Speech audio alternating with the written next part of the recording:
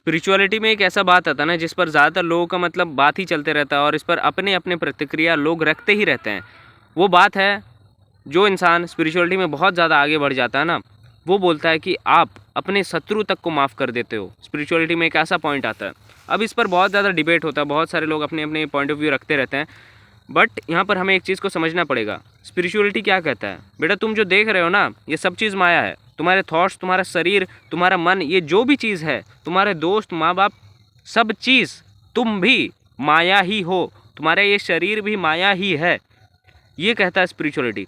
तो वो बंदा जिसने आध्यात्मिक उन्नति प्राप्त किया है, जो अध्यात्म में प्रोग्रेस किया है, तो वो सन हो, डॉटर हो, माँ बाप कोई भी हो, दोस्त दुश्मन कोई भी हो, सबको को एक ही नज़र से देखेगा कि ये माया है।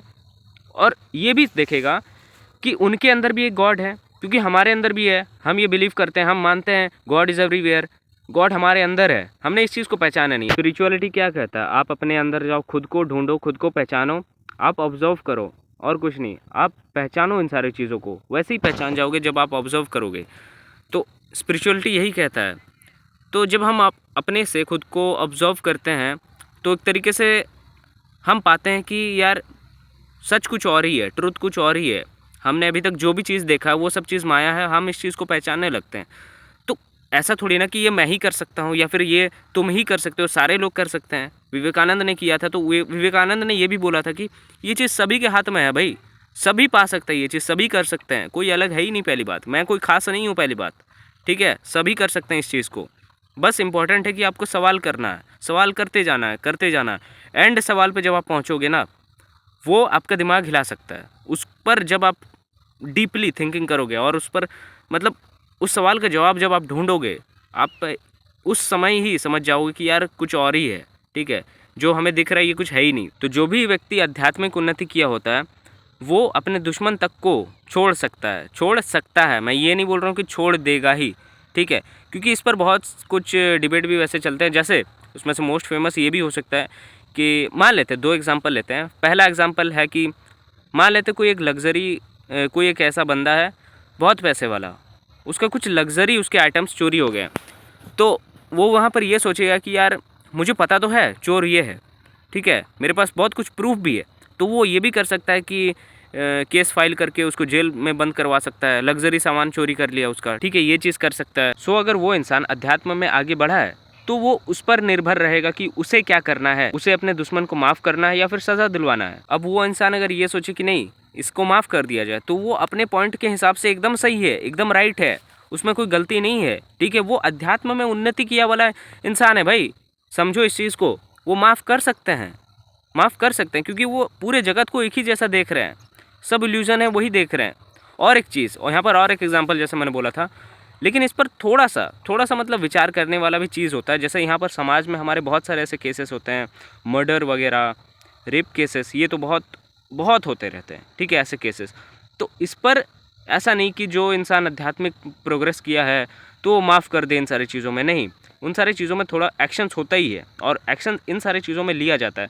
देखो, हमने अभी तक यही सीखा है, चाणक्य जी ने भी ये बात बोला है कि अपने जो दुश्मन है ना, उसको कभी ऐसे ही ज़िंदा मत छोड़ दो, ठीक है, उसको ख़त्म कर दो, पूरी तरीके से मार दो एक तरीके से, क्योंकि नहीं तो वो फिर से आएगा तुम्हारे पास और हमला करेगा, इस बार ज़्यादा ज़ोर से आएगा और तुम पर हमला करेगा, तो तुम उस समय हार जाओगे।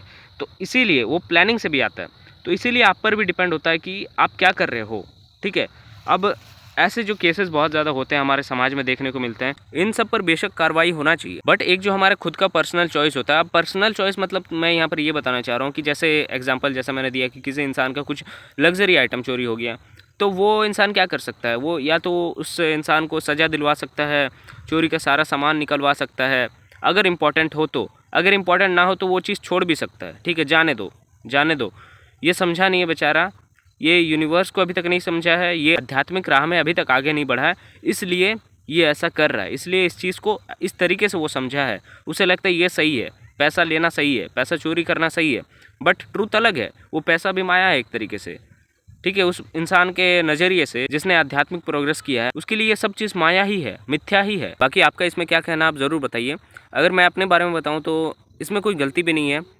एक इंसान का अगर खुद का ऐसा लॉस हुआ है तो वो उसके ऊपर निर्भर करता है कि वो इम्पोर्टेंट था तो उसके पीछे ज़रूर जाएगा, चाहे वो आध्यात्मिक में ही बहुत ज़्यादा प्रोग्रेस किया हो चाहे ना किया हो, अगर किसी डॉक्यूमेंट कुछ भी ऐसा चीज़ जो चोरी हो गया किसी इंसान का, तो वो उसको पाने का प्रयत्न करेगा ही। वो सोचेगा कि नहीं वो चाहिए, इम्पॉर्टेंट है, इसीलिए वहाँ पर वो खुद का ब्रेन यूज़ कर सकता है। बट कहीं कहीं ऐसा होता है कि यार नहीं, छोड़ देना चाहिए, बेचारा बेचारा सभी को बेचारा, क्योंकि ऐसा होता है, देखने को मिलता है। आप समझोगे ना, जब जब ये देखो स्पिरिचुअलिटी में एक टॉपिक होता है, ये बात होता है, मैं इसको आज बोल रहा हूँ अच्छे तरीके से, मैं अपना पॉइंट ऑफ व्यू यहाँ पर रख रहा हूँ।